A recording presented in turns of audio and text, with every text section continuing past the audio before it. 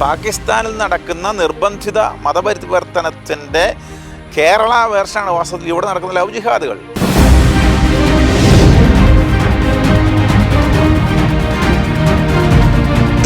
പാകിസ്ഥാനിലെ ഹിന്ദു ക്രിസ്ത്യൻ ന്യൂനപക്ഷങ്ങൾക്ക് എന്തുകൊണ്ടാണ് കോടതിയിൽ വിശ്വാസം അർപ്പിക്കാൻ കഴിയാത്തത്?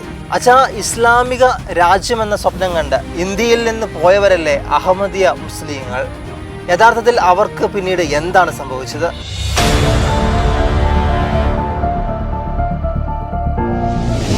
ഇന്ത്യയിലെ മുസ്ലിം ന്യൂനപക്ഷങ്ങൾ വൻതോതിൽ വേട്ടയാടപ്പെടുന്നു.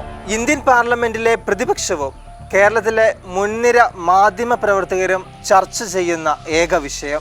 നാഴികയ്ക്ക് 40 വട്ടം വാതോരാതെ ന്യൂനപക്ഷങ്ങളുടെ അവകാശങ്ങളെക്കുറിച്ച് പുലമ്പുന്ന രാഷ്ട്രീയ നേതാക്കന്മാരെ നിങ്ങളുടെ പ്രീണന നയം ആരെ പ്രീതിപ്പെടുത്തുവാൻ വേണ്ടി? ഇന്ത്യയുടെ അയൽ രാജ്യങ്ങളിലൊന്നായ, പ്രത്യേകിച്ച് സ്വാതന്ത്ര്യത്തിന് മുൻപ് ഭാരതത്തിൻ്റെ ഭാഗമായ പാകിസ്ഥാനിൽ ഇന്ന് ന്യൂനപക്ഷങ്ങൾ അനുഭവിക്കുന്ന ദുരിതങ്ങളെക്കുറിച്ച് എന്തേ രാഷ്ട്രീയ നേതാക്കന്മാരെ ഇന്ത്യയിൽ ചർച്ചയാകുന്നില്ല?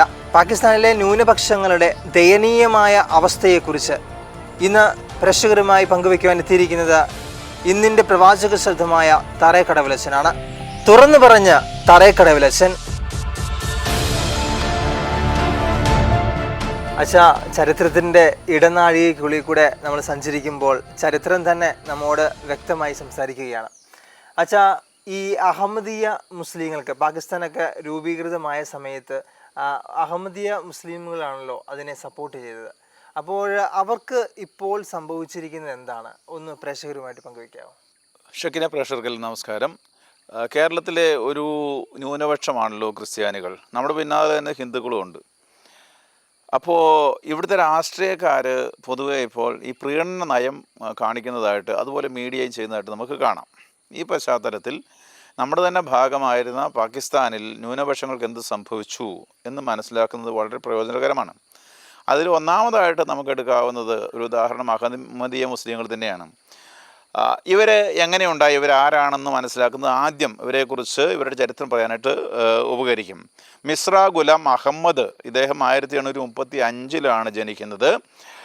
ഇന്ത്യയിൽ ജനിച്ചതാണ്. ഖാദിയാനിൽ 1889 അദ്ദേഹം സ്ഥാപിച്ച ഒരു വിഭാഗമാണ് ഈ അഹമ്മദീയ മുസ്ലിമുകൾ എന്ന് പറയുന്നത്. ഇവരെ പെട്ടെന്നറിയാനായിട്ട് ഇവരാണ് നമ്മുടെ ഈസാ നബി ഈ കാശ്മീരിൽ വന്ന് മരിച്ചു എന്നൊക്കെ പറയുന്ന ആളുകൾ. മുസ്ലിം വിശ്വാസം അനുസരിച്ച്, ഇവരുടെ സാധാരണ വിശ്വാസം അനുസരിച്ച് ലോകാന്ത്യത്തിൽ 2 പേര് വരാനിരിപ്പുണ്ട്. ഒന്ന് ഇമാം മഹ്ദി വരും. അദ്ദേഹം നീതി പുനഃസ്ഥാപിച്ച് മുസ്ലിങ്ങളെ യുഗാന്തത്തിലേക്ക് നയിക്കുമെന്നാണ് ഒരു വിശ്വാസം. ഇതിനുള്ള ഹദീസുകളും ഡോക്യുമെൻറ്റുകളും ഒക്കെ ഉണ്ട്. പിന്നെ ലോകാന്തത്തിൽ പ്രത്യക്ഷപ്പെടുന്ന മറ്റൊരു വ്യക്തിയാണ് ഈസാ നബി എന്ന് പറയുന്നത്. സ്വർഗത്തിൽ നിന്ന് വന്നിട്ട് ഇസ്ലാമിക വിശ്വാസം ശരിയാണെന്ന് സ്ഥാപിക്കുമെന്നാണ് അവരുടെ വിശ്വാസം. പല ഹദീസുകളും മഹ്ദിയെക്കുറിച്ചും ഈ ഈസാ നബിയെക്കുറിച്ചും ഒക്കെ ഉണ്ട്. സുനൻ അബൂ ദാവൂദ് 4282 അല്ലെങ്കിൽ അൽ തിർമിദി 2230, മുസ്നാദ് അഹ്മദ് 8717 ഇതിനെക്കുറിച്ച് പറയുന്നതാണ്. ഖുർആൻ 4361 ഒക്കെ ഇതിനെ സൂചിപ്പിക്കുന്നതാണ്. ഇനി ഈസാ വരുന്നത് ദമാസ്കസിലാണ്. സിറിയയിലുള്ള വെള്ള മിനാരത്തിനടുത്ത് പ്രത്യക്ഷപ്പെടുന്നൊക്കെയാണ് അവർ പറയുന്നത്. ഇത് അബൂ ദാവൂദ് 4321 പറയുന്നുണ്ട്. ഇനി ഇതിങ്ങനെ 2 പേര് വരും ലോകാന്ത്യത്തിൽ നിന്ന്. ഇവരുടെ പൊതുവിശ്വാസം ഇങ്ങനെ നിൽക്കുമ്പോൾ ഈ അഹമ്മദ് വന്നിട്ട് എന്ത് പറഞ്ഞു? മിസ്ര ഗുലാം അഹമ്മദ് വന്നിട്ട് താൻ ഇത് 2ഉം കൂടെ കൂടിയുള്ള ആളാണ് എന്ന് പറഞ്ഞു. അതായത് ഇമാം മഹ്ദിയും അദ്ദേഹമാണ്, ഈസായും അദ്ദേഹമാണെന്ന് അദ്ദേഹം പ്രഖ്യാപിച്ചു. എന്നിട്ട് അദ്ദേഹത്തിൻ്റെ ആശയങ്ങൾ ഇതായിരുന്നു: ഇസ്ലാമിനെ സമാധാന മതമായിട്ട് പുനഃസ്ഥാപിക്കണം. ഒരു നല്ല ആശയമാണ്, പക്ഷെ അവർക്ക് സ്വീകരിക്കാൻ പറ്റിയില്ലെന്ന് മാത്രം. 2, വാളുപയോഗിച്ചുള്ള ജിഹാദ് അത് സ്വീകാര്യമല്ല. ജിഹാദ് ചെയ്യേണ്ടത് ബുദ്ധി ഉപയോഗിച്ചും ആത്മീയമായിട്ടുമാണെന്നും അദ്ദേഹം പറഞ്ഞു. അപ്പോൾ ഇദ്ദേഹം കുറച്ചും കൂടി ഒരു മോഡേൺ ആയിട്ടുള്ള ഒരാളായിട്ട് നമുക്ക് മനസ്സിലാക്കണം. 3, ഇസ്ലാമിൻ്റെ മേൽക്കോയ്മ സ്ഥാപിക്കാനായിട്ട് ഹിന്ദുക്കളും ക്രിസ്ത്യാനികൾക്കുമായിട്ട് ചർച്ചകൾ ആവശ്യമാണെന്ന് അദ്ദേഹം പറഞ്ഞു. 4 കാര്യം, മനുഷ്യകുലത്തെ മുഴുവനും ഇസ്ലാമികത്തിൻ്റെ കീഴിൽ കൊണ്ടുവരിക എന്നതാണ് അവരുടെ ലക്ഷ്യം. ഇങ്ങനെ പറഞ്ഞ് വന്ന ഒരാളാണ് ഈ മിസ്ര ഗുലാം അഹമ്മദ് എന്ന് പറയുന്നത്. ഇദ്ദേഹത്തെ കുറേ ആളുകൾ അനുഗമിച്ചു. ഇവരാണ് ഈ അഹമ്മദീയ മുസ്ലിംസ് എന്ന് പറയുന്നത്. അച്ഛൻ പറയുകയുണ്ടായി, ഈ അഹമ്മദീയ മുസ്ലിമുകൾ ഇന്ത്യയിൽ ഉണ്ടായിരുന്നല്ലോ. അപ്പോൾ ഈ ഇന്ത്യ വിഭജനത്തിന് അവർ പിന്തുണ നൽകിയിരുന്നോ? എങ്ങനെയായിരുന്നു അന്നത്തെ സംഭവം? അതെ, നമ്മൾ ഇവർ ഉണ്ടായത് ഇന്ത്യയിലെ ഖാദിയാനിലാണെന്ന് പറഞ്ഞു. അതിനുശേഷം 1947 ഇന്ത്യ വിഭജനം ഉണ്ടാകുമ്പോൾ ഇവർ വാസ്തവത്തിൽ മുഹമ്മദ് അലി ജിന്നയുടെ സൗഹൃദത്തിലുണ്ടായിരുന്ന ആളുകളാണ്. അഹമ്മദിയ നേതാവായിരുന്ന സർ സഫറുള്ള ഖാനാണ് പാകിസ്ഥാൻ വേണം എന്ന് പറയാനായിട്ട് അടിസ്ഥാനമായി തീർന്ന ലാഹോർ റെസൊല്യൂഷൻ 1940 അത് രൂപപ്പെടുത്താനായിട്ട് ഏറ്റവും പ്രധാനപ്പെട്ട പങ്കുവച്ച ഒരാളാണ് സർ സഫറുള്ള ഖാൻ. അതായത് അഹമ്മദിയ മുസ്ലിമാണ്. അദ്ദേഹം വൈസ്രോയിയുടെ എക്സിക്യൂട്ടീവ് കൗൺസിൽ അംഗമായിരുന്നു. 1930കളിലെ വട്ടമേശ സമ്മേളനങ്ങളിൽ പങ്കെടുക്കുകയും ചെയ്തു. ആദ്യ വിദേശകാര്യമന്ത്രിയായിട്ട്, പാകിസ്ഥാൻ്റെ ആദ്യ വിദേശകാര്യമന്ത്രിയായിട്ട് മാറിയ ഇദ്ദേഹമാണ്. രണ്ടാമത്തെ ഇവരുടെ അഹമ്മദിയ മുസ്ലിം ഖലീഫയായ മിസ്ര ബഷീർ ഉദ്ദീൻ മുസ്ലിങ്ങൾക്കും പാകിസ്ഥാനും വേണ്ടി നിലകൊള്ളാൻ അനുയായികളെ ഉപദേശിച്ചു എന്നതും പ്രത്യേകമാണ്. ഈ കാലഘട്ടത്തിൽ അനുയായികൾ അതനുസരിച്ചു, രാഷ്ട്രീയമായും സാമൂഹികമായും അനുസരിച്ചു. 1947 തങ്ങളുടെ പുതിയ ദേശത്തേക്ക് ഇന്ത്യയിൽ നിന്ന് ഒരു കുടിയേറി. 1948 റബ്വെ, ഇപ്പോൾ ചെനാബ് നഗർ എന്ന് പറയുന്നത് പഞ്ചാബിലെ റബ്വാഹ് എന്ന് പറയുന്ന അവരുടേത് സ്ഥലം അവരുടെ ഭരണകേന്ദ്രമായിട്ട് രൂപാന്തരപ്പെടുകയും ചെയ്തു. അതായത് ഇന്ത്യ വിഭജനത്തെ അവർ അനുകൂലിക്കുകയും അതിനെ പ്രോത്സാഹിപ്പിക്കുകയും ചെയ്തത് മാത്രമല്ല, അങ്ങോട്ട് അവർ കുടിയേറുകയും അവിടെ അവരുടെ സെൻറ്ററാക്കി മാറ്റുകയും ചെയ്തു. ആരംഭത്തിൽ ഞാൻ പറഞ്ഞല്ലോ വിദേശകാര്യമന്ത്രിയൊക്കെ ആയിരുന്നു, അവർ വളർന്നു വരികയും ചെയ്തു. ആരംഭത്തിൽ ഇവർ ഈ പാകിസ്ഥാനെ സപ്പോർട്ട് ചെയ്യും, അവിടെ കുഴപ്പമൊന്നുമില്ലാതെ, അന്ന് തീവ്രവാദവും കാര്യങ്ങളും ഒന്നുമില്ല. പക്ഷേ സാവധാനം 1950 ആയപ്പോഴത്തേക്കും 3 വർഷം കഴിഞ്ഞപ്പോഴേക്കും മറ്റ് മുസ്ലിം വിഭാഗങ്ങൾ ഇവരോട് എതിർപ്പ് തുടങ്ങി. അങ്ങനെയാണ് 1953 ആൻറ്റി അഹമ്മദീയ റയറ്റ് പാകിസ്ഥാനിലുണ്ടാകുന്നത്. അഹമ്മദിയർക്കെതിരെ വലിയ വിപ്ലവം ഉണ്ടായി. 200ഓളം അഹമ്മദിയർ കൊല്ലപ്പെട്ടു. ഇത് പഞ്ചാബിലുണ്ടായ വിപ്ലവകാരികളുടെ പ്രധാന ലക്ഷ്യം അഹമ്മദിയ മുസ്ലിങ്ങളല്ല എന്ന് പ്രഖ്യാപിക്കുക എന്നുള്ളതായിരുന്നു. അതായത് ഇവിടുന്ന് അങ്ങോട്ട് പോയവർ അവർ മുസ്ലിങ്ങളല്ല എന്ന് പ്രഖ്യാപിക്കണമെന്നതായിരുന്നു പ്രധാന ജോലി. വിപ്ലവകാരികൾ ചുറ്റി നടന്ന വീടുകൾ, മോസ്കുകൾ, ഇവരുടെ കടകളെല്ലാം കത്തിച്ചു. അവസാനം പാകിസ്ഥാൻ ഗവൺമെൻറ് മാർഷൽ ലോ ഉപയോഗിച്ചുകൊണ്ട് അതിനെ അടിച്ചമർത്തുകയാണ് ചെയ്തത്. അത്രയും വലിയ സംഭവങ്ങൾ അന്ന് നടന്നു. 1954 മുനീർ എൻക്വയറി റിപ്പോർട്ട് അനുസരിച്ച് ഈ ലഹളയ്ക്ക് പിന്നിലുള്ള തീവ്രവികാരത്തെ ഈ അന്വേഷണ സംഘം വിമർശിക്കുകയും ചെയ്തു. പാകിസ്ഥാനിൽ സാവധാനം തീവ്രവാദ നിലപാട് ശക്തിപ്പെട്ടു വരുന്നതായിട്ടാണ് നമ്മളപ്പോൾ അവിടെ കാണുന്നത്. 1974 സാവധാനം ഈ തീവ്രവാദം വളർന്നു വരും നമുക്ക് കാണാം. ഇങ്ങനൊരു വളർച്ച നമുക്ക് കേരളത്തിലുമുണ്ട്. നമുക്ക് പണ്ടുണ്ടായിരുന്ന സാമൂഹ്യ സൗഹൃദങ്ങളോ ഒരുമിച്ച് ജീവിതമോ ഒന്നും ഇപ്പോൾ ഇല്ലെന്ന് നമുക്കറിയാം. 1974 പ്രൈം മിനിസ്റ്ററായി വന്ന സുൽഫിക്കർ അലി ഭൂട്ടോ, ഇദ്ദേഹം വലിയ രാഷ്ട്രീയ പ്രതിഷേധത്തെ തുടർന്ന് ഭരണഘടന ഭേദഗതി ചെയ്യുകയും അഹമ്മദിയരെ അമുസ്ലിങ്ങളായി പ്രഖ്യാപിക്കുകയും ചെയ്തു. അങ്ങനെ ഇവിടുന്ന് അങ്ങോട്ട് പോയവർ അവരുടെ നിലനിൽപ്പ് അപകടത്തിലായി. 1984 ജനറൽ സിയാ ഉൾ ഹക്കിൻ്റെ കാലത്ത് അദ്ദേഹം ഓർഡിനൻസ് 20 കൊണ്ടുവന്നു. അതിലൂടെ അഹമ്മദിയരുടെ മതം പിന്തുടർന്നൊരു ക്രിമിനൽ ആക്റ്റായിട്ട് പ്രഖ്യാപിച്ചു. ഇത്രയും അവരെത്തിപ്പെട്ടു. അഹമ്മദിയർ ഇസ്ലാമിക പദങ്ങൾ ഉപയോഗിക്കുന്നത് നിരോധിക്കപ്പെട്ടു. മോസ്ക് എന്നോ അല്ല ഇവരുടെ കാര്യങ്ങളൊന്നും ഉപയോഗിക്കാൻ പാടില്ല. അങ്ങനെ ഉപയോഗിച്ചാൽ പിഴയുണ്ടാകും, ജയിൽ ശിക്ഷയുണ്ടാകും, വധശിക്ഷ വരെ ഉണ്ടാവാം. ഇപ്പോൾ ഇവരുടെ ആസ്ഥാനം അതുകൊണ്ട് ലണ്ടനിലാണ്. ആത്മീയ ഗുരുവായ ഖലീഫ അവിടെ താമസിക്കുന്നു. പാകിസ്ഥാനിൽ പീഡനം വീണ്ടും തുടർന്നു. ക്രൂരത, കൊലപാതകങ്ങൾ, ഖബറുകൾ നശിപ്പിക്കൽ, ശാസ്ത്രീയമായി വിവേചനം. ഇങ്ങനെ ഇപ്പോൾ അവിടെ വോട്ട് ചെയ്യുമ്പോൾ പോലും മുസ്ലിം എന്നുള്ള ലേബലിൽ ചെയ്യാനായിട്ട് ഇവർക്ക് അർഹതയില്ല. അവർ അല്ലെങ്കിൽ ഈ അഹമ്മദിനെ വ്യാജ പ്രവാചകനായിട്ട് ഏറ്റുപറയണം. എങ്കിൽ മാത്രമേ അവർക്ക് അങ്ങനെ ചെയ്യാനായിട്ടുള്ള അവകാശമുള്ളൂ. ഇവരുടെ പീഡന കഥ പറയുകയാണെങ്കിൽ 2010 ലാഹോറിൽ മെയ് 28 വെള്ളിയാഴ്ച ഇവരുടെ പ്രാർത്ഥനയുടെ അവസരത്തിൽ TTP അതായത് തെഹ്രീക്ക് ഇ താലിബാൻ പാകിസ്ഥാൻ എന്ന് പറയുന്ന തീവ്രവാദ ഗ്രൂപ്പ് 2 അഹമ്മദിയ മോസ്കുകൾ ആക്രമിച്ചു. ബൈത്തുൽ നൂറിലും ദാറുൽ സുക്രിയിലും. തോക്ക്, ഗ്രനേഡുകൾ, സൂയിസൈഡ് ബോംബിനുള്ള ബെൽറ്റുകൾ എല്ലാം ധരിച്ച് വന്നവരാണ് ഈ ആക്രമണം നടത്തുന്നത്. എന്നിട്ട് ഇവരുടെ പ്രാർത്ഥനാ അവസരത്തിൽ കയറി തലങ്ങും വിലങ്ങും വെടിവെച്ചു. അതുപോലെ ഗ്രനേഡ് എറിഞ്ഞു. ഈ ഇത്രയൊക്കെ നടന്നിട്ടും പാകിസ്ഥാനിലെ സെക്യൂരിറ്റി ഫോഴ്സുകൾ അതിനെ റിയാക്ട് ചെയ്യുന്നത് വളരെ താമസിച്ചാണ്. 94 അഹമ്മദി മുസ്ലിംസ് അന്ന് കൊല്ലപ്പെട്ടു, 120 പേർക്ക് മുറിവേറ്റു. കാര്യമായ അറസ്റ്റോ കാര്യങ്ങളോ ഒന്നും നടന്നില്ല എന്നും കൂടെ ഓർത്തുകൊള്ളണം. അപ്പോൾ ഇതിൻ്റെ ഈ ശക്തി എന്താണെന്ന് ഈ ചരിത്രം നമുക്ക് മനസ്സിലാക്കാം. ഇന്ന് ഏതാണ്ട് 4 മുതൽ 6 ലക്ഷം ആളുകൾ ഈ അഹമ്മദി മുസ്ലിങ്ങളിൽ നിന്നും പാകിസ്ഥാനിലുണ്ട്. എല്ലാ വിധത്തിലും പാർശ്വവൽക്കരിക്കപ്പെട്ടവരാണ് അവർ. സാമൂഹ്യ മേഖലയിൽ, സാമ്പത്തിക മേഖലയിൽ, രാഷ്ട്രീയ മേഖലയിലെല്ലാം. അന്തർദേശീയ അവകാശ ഏജൻസികൾ ഈ പാകിസ്ഥാൻ്റെ സമീപത്തെ അപലപിക്കാറുണ്ട്. ജിഹാദികളോട് കൂട്ടുചേർന്നാൽ എന്തു സംഭവിക്കുമെന്നുള്ളതിൻ്റെ വളരെ കൃത്യമായ ഒരു ഉദാഹരണമാണ് വാസ്തവത്തിൽ അഹമ്മദീയ മുസ്ലിങ്ങൾ നമുക്ക് നൽകുന്നത്. അച്ഛാ, ഇന്ത്യ പാകിസ്ഥാൻ വിഭജനത്തിന് ശേഷം അവിടെയുള്ള ഹിന്ദു സഹോദരങ്ങൾക്ക് എന്ത് സംഭവിച്ചു പിന്നീട്?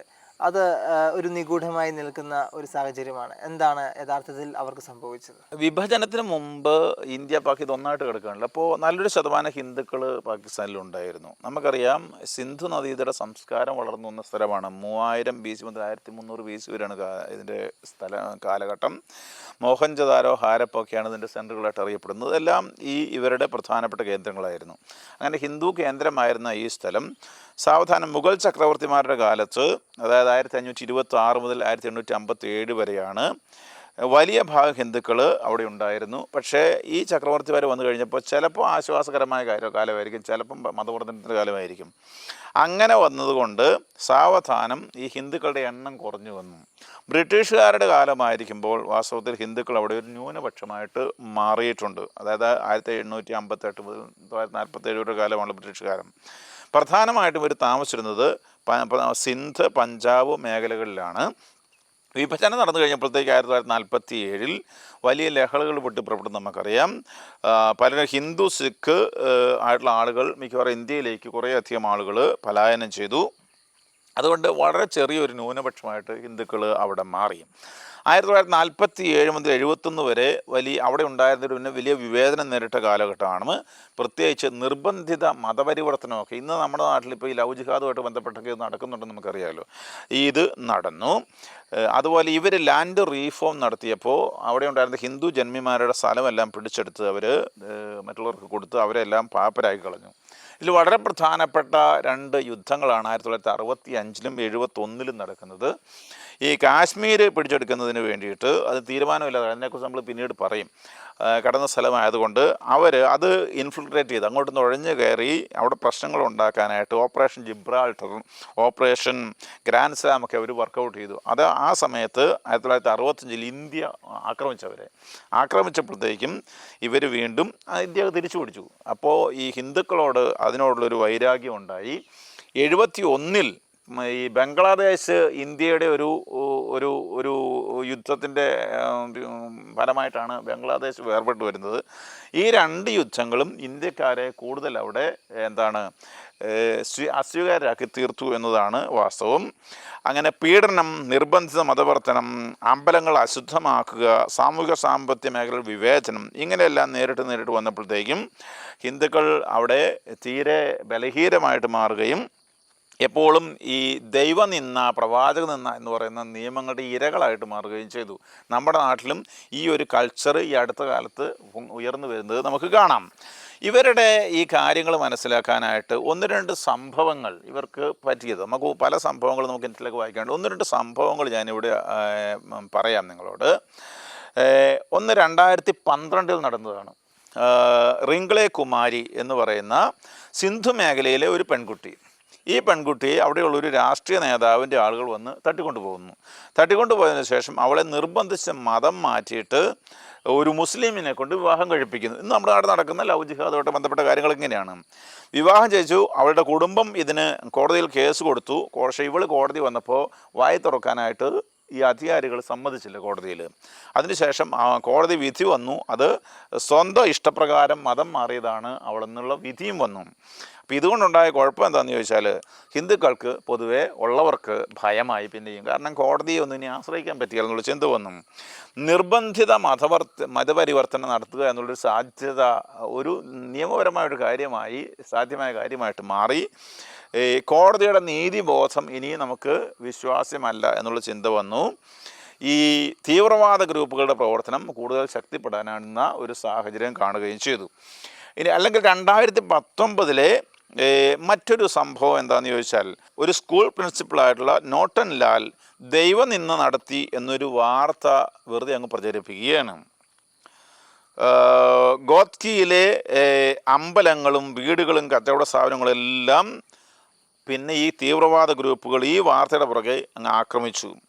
ഇതിൽ പ്രശസ്തമായ സച്ചോ സത്രം താം അമ്പലവും ഉണ്ടായിരുന്നു. ഇവരെല്ലാം കൊള്ളയടിക്കുകയും നശിപ്പിക്കുകയൊക്കെ ചെയ്യുകയാണ്. കൂടുതൽ ആക്രമണങ്ങൾ ഭയന്നിട്ട് പല ഹിന്ദുക്കളും അവിടുന്ന് പലായനം ചെയ്തു. ദൈവനിന്ദ എത്ര ക്രൂരമായിട്ട് മനുഷ്യനെ പീഡിപ്പിക്കാനായിട്ട് ഉപയോഗിക്കാം എന്നുള്ളത് ഇവർ ഓരോ അനുഭവത്തിലൂടെ പഠിപ്പിക്കുകയാണ്. ഈ ദൈവനിന്ദ എന്താണ്? ഇങ്ങനെയൊക്കെയാണെങ്കിലും ഇന്നും പാകിസ്ഥാനിലെ ഏറ്റവും വലിയ ന്യൂനപക്ഷം എന്ന് പറയുന്നത് ഹിന്ദുക്കളാണ്. 2.14% അതായത് 45 ലക്ഷം ആളുകൾ അവിടെ താമസിക്കുന്നുണ്ട്. 2017 സെൻസസ് അനുസരിച്ച് 90% സിന്ധു പ്രൊവിൻസിലാണ് താമസിക്കുന്നത്. സ്ഥിരമായിട്ട് വിവേചനം നേരിടുന്നു എന്നുള്ളത് പ്രശ്നമാണ്. ഹിന്ദു പെൺകുട്ടികൾ നിർബന്ധിത പരിവർത്തനത്തിന് വിധേയമാകാറുണ്ട്. അമ്പലങ്ങൾ നശിപ്പിക്കപ്പെടാറുണ്ട്. ഈ ചില റിസർവേഷൻ സീറ്റുകളൊക്കെ കൊടുത്തിട്ടുണ്ട് ഈ പേരിന് ഉണ്ടെങ്കിൽ രാഷ്ട്രീയത്തിൽ സ്വാധീനമൊന്നുമില്ല. പക്ഷേ ഇങ്ങനെയാണെങ്കിലും അന്തർദേശീയ ഏജൻസികൾ ഈ ഹിന്ദു പീഡനത്തെ വിമർശിക്കാറുണ്ട്.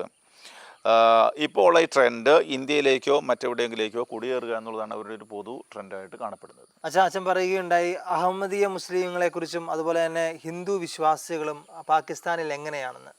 അപ്പോൾ അവിടെ നമ്മൾ പിന്നെ കാണേണ്ട ഒരു സമൂഹമാണ് ക്രിസ്ത്യൻ സമൂഹം. യഥാർത്ഥത്തിൽ അവർക്ക് എന്താണ് സംഭവിച്ചത്? പാകിസ്ഥാൻ ഇന്ത്യയുടെ ഭാഗമായിരുന്നില്ല. ഇവിടെ ക്രിസ്ത്യാൻ ഉള്ളത് പോലെ അവിടെ അല്പം ചെറിയ തോതിൽ ക്രിസ്ത്യാൻ ഉണ്ടായിരുന്നിരിക്കണം. മാത്രമല്ല നമ്മൾ ചരിത്രം അറിയാവുന്നതനുസരിച്ച് ഈ തോമാസ് ലീ ആദ്യം വരുന്നത് നോർത്തിലാണ്. ആദ്യത്തെ രണ്ടാമത്തെ വരാണല്ലോ കേരളത്തിൽ വരുന്നത്. ഇനി നമ്മൾ ഡോക്യുമെൻറ്റുകൾ നോക്കുകയാണെങ്കിൽ മുഗൾ ഭരണകാലത്ത്, അതായത് 16-18 നൂറ്റാണ്ടുകളിൽ പോർച്ചുഗലിൽ നിന്ന് മിഷണറിമാർ അക്ബർ ചക്രവർത്തിയുടെ കൊട്ടാരത്തിൽ എത്തുന്നതായിട്ട് കാണുന്നുണ്ട്. അതുപോലെ ജഹാംഗീർ ഇവരുടെ കാലത്ത് ചെറിയ തോതിലുള്ള മിഷൻ പ്രവർത്തനവും കാര്യങ്ങൾ നടക്കുന്നുണ്ട്. അർമേനിയനും പേർഷ്യനുമായിട്ടുള്ള കച്ചവടക്കാർ ലാഹോർ, സിന്ധ് മേഖലകൾ വന്ന് താമസിക്കുന്നതായിട്ട് നമ്മൾ കാണുന്നുണ്ട്. മുഗൾ ഭരണകാലത്ത് ചെറിയ തോതിൽ ഇങ്ങനെ ഒക്കെ അവർ അനുവദിച്ചു, പ്രോത്സാഹിപ്പിച്ചു ഒന്നുമില്ല. ബ്രിട്ടീഷ് ഭരണകാലത്ത് ക്രിസ്ത്യാനികളുടെ മിഷൻ പ്രവർത്തനം അവർ പ്രോത്സാഹിപ്പിച്ചിരുന്നു. അതുകൊണ്ട് ആംഗ്ലിക്കൻ, പ്രസ്ബിറ്റേറിയൻ, കത്തോലിക്ക ഇങ്ങനെ ഈ വിഭാഗങ്ങൾ അവിടെ പള്ളികൾ, സ്കൂളുകൾ, ആശുപത്രികളൊക്കെ സ്ഥാപിച്ച് അവരുടെ പ്രവർത്തനങ്ങൾ മുമ്പോട്ട് കൊണ്ടുവരുന്നു. 1947 സ്വതന്ത്ര രാജ്യമായിട്ട്, അത് മുസ്ലിങ്ങളുടെ രാജ്യമായിട്ടാണ് സ്ഥാപിക്കപ്പെട്ടതെങ്കിൽ ഇന്ത്യ ഹിന്ദു രാജ്യമായിട്ട് സ്ഥാപിക്കപ്പെട്ടല്ലോ. പക്ഷേ അത് എല്ലാവരുടെയും ന്യൂനപക്ഷങ്ങൾക്ക് സ്വാതന്ത്ര്യം എന്നുള്ള കാഴ്ചപ്പാടാണ് വിഭാവനം ചെയ്തത്. ആദ്യകാലങ്ങളിൽ ഈ സ്വാതന്ത്ര്യവും സമാധാനവും എല്ലാം ഉണ്ടായിരുന്നു. ക്രിസ്ത്യാനികൾ അവരുടെ വിദ്യാഭ്യാസ പ്രവർത്തനങ്ങളും ആതുര സേവനങ്ങളും ഒക്കെ ആയിട്ട് മുന്നേറി. വാസ്തവത്തിൽ ഏറ്റവും ബെസ്റ്റ് സ്കൂളുകൾ ക്രിസ്ത്യാനികളുടെ ആയിരുന്ന കാലത്ത്. എന്നാൽ 1970-80 ആയപ്പോഴത്തേക്കും മത തീവ്രവാദത്തിൻ്റെ നിഴലുകൾ അവിടെ സാവധാനം വീശി തുടങ്ങി. ക്രിസ്ത്യാനികളുടെ അവകാശങ്ങൾ എടുത്തു കളയപ്പെട്ടു. സിയാഉൽ ഹക്കിൻ്റെ കാലത്തെ ഹുദൂദ് ഓർഡിനൻസുകളും ദൈവനിന്ദ നിയമങ്ങളുമൊക്കെ ഈ ന്യൂനപക്ഷങ്ങളുടെ അവകാശങ്ങളെ പൂർണ്ണമായിട്ട് ഹനിച്ചു എന്ന് നമുക്കറിയാം. ആസിയ ബീവിയുടെ കഥയൊക്കെ നമ്മൾ നേരത്തെ പറഞ്ഞിട്ടുണ്ട്. ഇവരുടെ സാഹചര്യം മനസ്സിലാക്കാൻ 1-2 സംഭവങ്ങൾ ഞാൻ നിങ്ങളോട് പറയാം. 2009 ഗോജ്ര കൂട്ടക്കൊലയെക്കുറിച്ച് നമ്മൾ വായിച്ചിട്ടുണ്ടായിരിക്കും. പഞ്ചാബ് ഏരിയയിലുള്ള കൂടുതൽ ക്രിസ്ത്യാനികളുടെ സ്ഥലമാണ് ഈ ഗോജ്ര എന്ന് പറയുന്നത്. അവിടെ ആരോ, അതായത് ഈ മേഖലയിലെ ആരോ ഖുറാൻ അശുദ്ധമാക്കി എന്നൊരു വ്യാജ വാർത്ത പരക്കുന്നു. ആയുധധാരികളായ തീവ്ര ഗ്രൂപ്പുകൾ ഇളകി ഈ ഡസൻ കണക്ക് ക്രിസ്ത്യൻ വീടുകൾ തീ വയ്ക്കുന്നു. സ്ത്രീകളും കുട്ടികളും അടക്കം 8 പേരെ ജീവനോടെ അവർ കത്തിക്കുകയാണ്. നിരോധിക്കപ്പെട്ട ഗ്രൂപ്പുകളാണ് ഈ കൃത്യം ചെയ്തതെന്ന് ഗവൺമെൻറ് സമ്മതിച്ചെങ്കിലും ഇരകൾക്ക് പ്രത്യേക ഗുണമൊന്നും ഉണ്ടായില്ല. ഇനി 2014 നടന്നൊരു സംഭവം എന്താണെന്ന് ചോദിച്ചാൽ, ഷമായും ഷഹ്സാദ് മസീഹും ഇവർ പഞ്ചാബിലെ ക്രിസ്തീയ ദമ്പതികളാണ്. അവർ ഒരു മുസ്ലിമിൻ്റെ ജോലിക്കാരായിരുന്നു. ഇവർ തമ്മിൽ ഈ മുതലാളിയും തൊഴിലാളിയും തമ്മിൽ സാമ്പത്തിക തർക്കമുണ്ടാകുന്നു. അവസാനം ഇയാൾ ഇവരിൽ ദൈവനിന്ദ ആരോപിക്കുന്നു. പ്രദേശത്തുള്ള ഒരു മുസ്ലിം പുരോഹിതൻ ആളുകളെ വിപ്ലവത്തിന് പ്രേരിപ്പിക്കുന്നു. അവരെ ക്രൂരമായിട്ട് മർദ്ദിച്ചതിന് ശേഷം ജീവനോടെ കത്തുന്ന ചൂളയിലേക്ക് എറിഞ്ഞു എന്ന് ഓർക്കണം. അന്വേഷണത്തിൽ ദൈവനിന്ദ നിയമം അവർ ലംഘിച്ചില്ല എന്ന് കണ്ടെത്തി എന്നത് ശരിയാണ്. ആക്രമികൾ ശിക്ഷിക്കപ്പെട്ടു എന്ന് ശരിയാണ്. പക്ഷേ ദൈവനിന്ദ എന്ന് പറയുന്ന ഈ കുറ്റം, അതായത് ഏതൊരാളുടെ മേലും തൂങ്ങി നിൽക്കുന്നൊരു വാളാണ് എന്നുള്ള ഒരു ചിന്ത ഈ ക്രിസ്ത്യാനികളുടെ ഇടയിലേക്ക് കടന്നു വരാനായിട്ട് ഈ സംഭവം ഇടവന്നു. കാരണം ഇവർ അവരുടെ സാമ്പത്തിക കാര്യം ചർച്ച ചെയ്താണ് ഈ നിലയിൽ ജീവനോടെ തീയിലേക്ക് എറിയുക എന്ന് പറയുന്നത്. ആലോചിച്ച് നോക്കിയേ, ഇതൊക്കെ ഏത് ദൈവമാണ് ഇതൊക്കെ പ്രോത്സാഹിപ്പിക്കുന്നത്? 2013 മറ്റൊരു സംഭവം എന്താണെന്ന് ചോദിച്ചാൽ, ഒരു ദിവസം ഞായറാഴ്ച കുർബാന കഴിഞ്ഞ് ജനം പെഷവാറിലെ സകല വിശുദ്ധരുടെയും ഓൾ സെയിൻസ് ചർച്ചിൽ പുറത്തു വന്നുകൊണ്ടിരിക്കുന്ന സമയത്ത് 2 സൂയിസൈഡ് ബോംബർമാർ ഈ മരിക്കാനായിട്ട് തയ്യാറായിട്ട് ആക്രമണം നടത്തി. താലിബാനുമായിട്ട് ബന്ധമുള്ള ഗ്രൂപ്പാണ് ഉത്തരവാദിത്തം ഏറ്റെടുത്തു. 127 പേര് കൊല്ലപ്പെട്ടു, 250 പേർക്ക് മാരകമായ മുറിവേറ്റു. എങ്ങനെയാണ് ഈ ജിഹാദി ഗ്രൂപ്പുകൾ ന്യൂനപക്ഷങ്ങളെ കൈകാര്യം ചെയ്യുന്നത് എന്നുള്ളൊരു ചിന്ത ഈ ന്യൂനപക്ഷങ്ങളുടെ ഇടയിൽ അന്ന് വീണ്ടും അവിടെ ഒരിക്കൽ കൂടി ഉറപ്പിക്കപ്പെട്ടു. ഇപ്പോൾ വാസ്തവത്തിൽ പാകിസ്ഥാനിൽ 1.27% ക്രിസ്ത്യാനികളാണുള്ളത് അവിടുത്തത്. അതായത് 26 ലക്ഷം ആളുകൾ. പ്രധാനമായും പഞ്ചാബ്, കറാച്ചി മേഖലകളാണ് ഇവർ താഴ്ന്ന് ജീവിക്കുന്നത്. താഴ്ന്ന രീതിയിലുള്ള ജോലികളൊക്കെ ചെയ്ത് ജീവിക്കുന്നു. ജോലി, വിദ്യാഭ്യാസം, അനുദിന ജീവിതത്തിലെ വലിയ വിവേചനമാണ്. പള്ളികൾ ആക്രമിക്കപ്പെടാറുണ്ട്. 2014 നമുക്കറിയാം ലാഹോറിലെ ഈസ്റ്റർ ബോംബിങ് മാർച്ച് 27 ക്രിസ്ത്യാനികൾ ആഘോഷങ്ങൾ കൂടിയ ഒരു പാർക്കിൽ സൂയിസൈഡ് ബോംബിങ് നടക്കുന്നത് നമുക്കറിയാം. 75 പേര് മരിച്ചു, 340 പേർക്ക് പരിക്കേറ്റു. പലപ്പോഴും ഞാൻ സൂചിപ്പിച്ചതുപോലെ ദൈവനിന്ദ കുറ്റമാണ് ഇവരിലൊക്കെ ആരോപിക്കപ്പെടുന്നത്. വ്യക്തിവൈരാഗ്യം തീർക്കാനായിട്ട് ഈ മതനിയമങ്ങളെ രാഷ്ട്രീയ നിയമങ്ങളായിട്ട് മനുഷ്യൻ്റെ മേൽ ഉപയോഗിച്ച് അവരെയൊക്കെ ഇല്ലായ്മ ചെയ്യുക എന്നുള്ളതാണ്. ഇതൊക്കെ ദൈവത്തിൻ്റെ പേരിൽ ചെയ്യുന്ന കാര്യമാണെന്ന് ഓർക്കണം കേട്ടോ. ക്രിസ്ത്യൻ പെൺകുട്ടികളെ നിർബന്ധിച്ച് മതം മാറ്റുക, മുസ്ലിം യുവാളെ കൊണ്ട് വിവാഹം കഴിപ്പിക്കുക എന്നുള്ള കാര്യങ്ങൾ അവിടെ പലപ്പോഴും നടക്കാറുണ്ട്. നമ്മുടെ നാട്ടിലും ഇത് കാര്യക്ഷമമായിട്ട് ഇപ്പോൾ നടക്കാൻ തുടങ്ങിയിരിക്കുന്നു എന്നുള്ള ചരിത്രം നമ്മൾ പഠിക്കേണ്ടതാണ്. മൈനോറിറ്റി കാര്യങ്ങളുടെ മന്ത്രിയായിരുന്നു ഷഹബാസ് ഭട്ടി. നമുക്കറിയാം ദൈവത്തെ എതിർത്തതിന് അദ്ദേഹം 2010 വധിക്കപ്പെട്ട സംഭവവും നമ്മൾ വായിച്ചിട്ടുള്ളതാണ്. അച്ഛൻ പറയുന്ന കാര്യങ്ങളൊക്കെ കേൾക്കുമ്പോൾ തന്നെ ഭീതിജനകമായ ഒരു സാഹചര്യമാണ് പാകിസ്ഥാനിലെ. യഥാർത്ഥത്തിൽ പാകിസ്ഥാൻ എങ്ങനെയാണ് ഇങ്ങനെയൊരു തീവ്രവാദ നയത്തിലേക്ക് എത്തിച്ചേരാനിടയായത്? ഒന്ന് പ്രേക്ഷകരായിട്ട് പങ്കുവയ്ക്കാം. 1947 പാകിസ്ഥാൻ സ്ഥാപിക്കുമ്പോൾ ഇസ്ലാമിക രാഷ്ട്രമായിട്ടാണ് സ്ഥാപിക്കുന്നത്. മുസ്ലിങ്ങൾക്ക് വേണ്ടിയുള്ള രാഷ്ട്രം, പക്ഷേ ന്യൂനപക്ഷ അവകാശങ്ങളെല്ലാം സംരക്ഷിക്കാൻ സ്വാതന്ത്ര്യമുണ്ടെന്ന് പറഞ്ഞുകൊണ്ട് സ്ഥാപിക്കുന്നത്. ആദ്യകാല ഭരണാധികാരികൾ അതിൽ ശ്രദ്ധിക്കുകയും ചെയ്തിരുന്നു. പക്ഷേ ഈ അവസരത്തിൽ ഈ ജമാഅത്തെ ഇസ്ലാമിയും ചില ഇസ്ലാമിക തീവ്രവാദ പാർട്ടികളും ഇത് പോരാ എന്ന് പറഞ്ഞിരുന്നെങ്കിലും ഈ ആദ്യകാല ഭരണാധികാരികൾ ഒരു മര്യാദയുള്ള രീതിയിൽ അങ്ങോട്ട് കൊണ്ടുപോയിക്കൊണ്ടിരുന്നു. 1970കളിൽ സുൽഫിക്കർ അലി ഭൂട്ടോ നമ്മൾ നേരത്തെ സൂചിപ്പിച്ചതുപോലെ ഭരണാധികാരിയാവുകയും ഇസ്ലാമിക നിയമങ്ങൾ പാസ്സാക്കുകയും ചെയ്തു. അതിൻ്റെ കാരണം ഈ പാർട്ടി പ്രഷറാണ്. നമ്മുടെ നാട്ടിലിപ്പോൾ നടക്കുന്ന കാര്യങ്ങളാണ് ഇതൊക്കെ. സിയാ ഉൾ ഹക്ക് എന്ന് നമ്മൾ നേരത്തെ സൂചിപ്പിച്ചതാണ്. ഇസ്ലാമികവൽക്കരണം നിയമമാക്കി മാറ്റി. ഈ സാവധാനം ഇങ്ങനെ ഈ തീവ്രവാദത്തിൻ്റെ ലൈനിലേക്ക് ഇത് കടന്നതായിട്ടാണ് നമ്മൾ കാണുന്നത്. അദ്ദേഹത്തിൻ്റെ ഹുദൂദ് ഓർഡിനൻസുകളും ദൈവനിന്ദ നിയമവും ഈ സുന്നി പാരമ്പര്യം പ്രോത്സാഹിപ്പിച്ചു കൊണ്ടിരിക്കുകയാണ്. ഈ കാലഘട്ടത്തിലാണ് മദ്രസ വിദ്യാഭ്യാസം വളരെ സ്ട്രോങ് ആയിട്ട് അവിടെ വരുന്നത്. അതിനൊരു പ്രത്യേക സാഹചര്യമുണ്ട്. മദ്രസകൾ കൂടുതൽ സ്ഥാപിച്ചു വരുന്നൊരു കാലഘട്ടത്തിൽ 1979-89 കാലഘട്ടത്തിൽ ഇവർ ആയിരക്കണക്കിന് മദ്രസകൾ സ്ഥാപിച്ചിരുന്നു. ഈ അവസരത്തിൽ ഈ കാലത്ത് അവിടെയുള്ള ഭരണം പോയി കഴിഞ്ഞപ്പോൾ കമ്മ്യൂണിസ്റ്റ് ഭരണം വീണപ്പോൾ അവരെ സപ്പോർട്ട് ചെയ്യാനായിട്ട് റഷ്യ ഇടപെടുന്ന നമുക്ക് കാണാം അഫ്ഗാനിസ്ഥാനിൽ. ആ ഇടപെട്ട് കഴിഞ്ഞപ്പോൾ ഈ റഷ്യയോട് യുദ്ധം ചെയ്യാനായിട്ട് ആളുകളെ ഈ തീവ്രവാദത്തിൽ പ്രോത്സാഹിപ്പിക്കുന്നതിന് വേണ്ടി ഈ മദ്രസകൾ ഇവർ എന്ത് ചെയ്തു, ഈ ആളുകളെ പട്ടാളക്കാരെ ക്രമീകരിക്കുന്ന ഒരു സ്ഥലമാക്കി രൂപാന്തരപ്പെടുത്തി. അവർ തീവ്രവാദം പഠിപ്പിച്ച് മറ്റവരെ കൊല്ലാനായിട്ട് പ്രോത്സാഹിപ്പിക്കുക. അങ്ങനെ സമൂഹത്തിൻ്റെ ആയുധവൽക്കരണമായി അത് ലക്ഷ്യമായിട്ട് മാറുകയാണ് ഇവരുടെ ഈ മതപഠനത്തിൻ്റെയൊക്കെ. അതോടൊപ്പം തന്നെ വരുന്ന മറ്റൊരു കാര്യമാണ്, ഇപ്പോൾ ഇത് ഇങ്ങനെ ചെയ്താൽ വേറെ ജോലിയൊന്നും, അതായത് വിദ്യാഭ്യാസം ഉണ്ടായ ആളുകൾ ജോലി ചെയ്ത് വളർന്നു വന്നെങ്കിലേ എക്കോണമി വളരുള്ളൂ. അതിന് പകരമായിട്ട് ഇവർ മയക്കുമരുന്നിൽ അധിഷ്ഠിതമായൊരു സമ്പദ് വ്യവസ്ഥ കെട്ടിപ്പടുത്തു. ഇപ്പോൾ രണ്ട് കാര്യങ്ങൾ: ഒന്ന്, മതവിദ്യാഭ്യാസം തീവ്രവാദത്തിലേക്ക് പോകുന്നു; രണ്ട്, മയക്കുമരുന്ന് കച്ചവടം ബേസ് ചെയ്യുന്നൊരു സമ്പദ് വ്യവസ്ഥ കെട്ടിപ്പടുക്കുന്നു. ഇന്ന് നമ്മുടെ നാട്ടിലിവിടെ ഉണ്ടോ എന്ന് ഒന്ന് ശ്രദ്ധിക്കുന്നതല്ല കേട്ടോ. നമ്മുടെ ഇവിടെ മദ്രസകൾക്ക് എത്രമാത്രം ഗ്രാൻറ്റുകളും കാര്യങ്ങളും നടക്കുന്നുണ്ട് എന്നൊരു കാര്യം അവരുടെ അധ്യാപകർക്ക്, അവരുടെ ആൾക്കാർക്കെല്ലാം ഒരു ഭാഗം. രണ്ട്, നമ്മുടെ കേരളത്തിൻ്റെ അവസ്ഥ നോക്കിയാൽ മയക്കുമരുന്നും മദ്യവുമാണ് കച്ചവടം എന്ന് ഓർക്കണം. മറ്റൊന്നുമില്ല. ഇവിടെ ഒരു വ്യവസായവും ഇവിടെയുള്ള രാഷ്ട്രീയക്കാരെ പ്രോത്സാഹിപ്പിക്കുകയല്ല. ആരെങ്കിലും തുടങ്ങിയാൽ അപ്പോൾ അത് കൊണ്ട് പൂട്ടിക്കും. ഈയിടെയും കണ്ട് പൂട്ടിച്ച കാര്യങ്ങൾ. അപ്പോൾ പിന്നീട് ചെയ്യുന്നൊരു കാര്യം കട എടുത്തുകൊണ്ടിരിക്കുക എന്നുള്ളതാണ്. അപ്പോൾ നമ്മളും ഒരേ വഴിയിലാണ് പോയിക്കൊണ്ടിരിക്കുന്നത്. ഇങ്ങനെ ഈ മദ്രസകളുടെ വളർച്ചയും ഇതും കൂടെ വന്നു കഴിഞ്ഞപ്പോഴത്തേക്കും ഈ അഫ്ഗാൻ യുദ്ധശേഷവും മദ്രസകൾ ഇങ്ങനെ പെരുകിക്കൊണ്ടിരുന്നു. മാത്രമല്ല വിദേശികൾ, അതായത് വഹാബികളും സലഫികളും കടന്നു കയറി കൂടുതൽ മദ്രസകൾ സ്ഥാപിച്ചുകൊണ്ടിരുന്നു. 2025 കണക്കനുസരിച്ച് 25,000-ഓളം രജിസ്റ്റർ ചെയ്ത മദ്രസകളുണ്ട് അവിടെ പാകിസ്ഥാൻ. 25,000. അതുപോലെ തന്നെ ആയിരക്കണക്കിന് രജിസ്റ്റർ ചെയ്യാത്ത മദ്രസകളും ഉണ്ട്. അപ്പോൾ ഓർക്കണം, അവിടെ 3,500 കോളേജേ ഉള്ളൂ. സാധാരണ വിദ്യാഭ്യാസം കൊണ്ട് കോളേജുകൾ അത്രയേ ഉള്ളൂ എന്ന് ഓർക്കണം.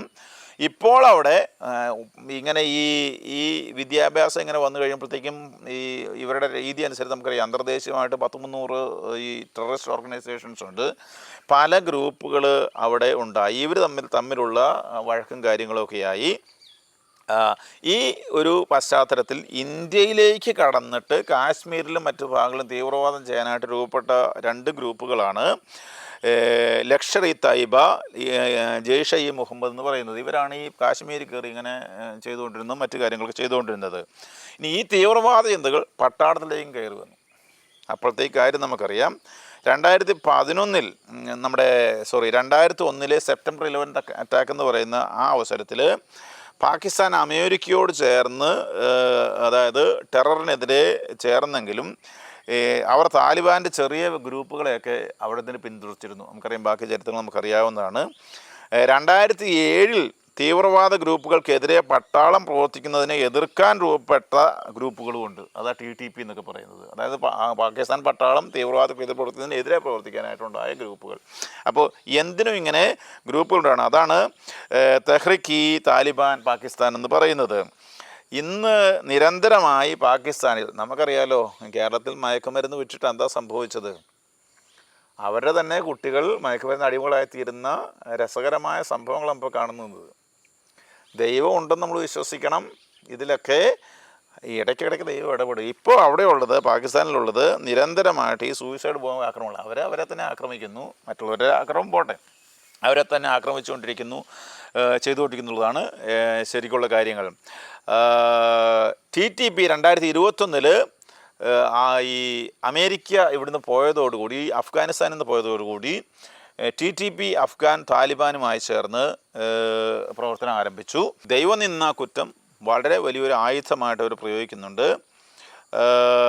ഈ തീവ്രവാദ ഗ്രൂപ്പുകൾ എപ്പോഴും അധികാരം പിടിക്കാനായിട്ട് പരിശ്രമിക്കാറുണ്ട്.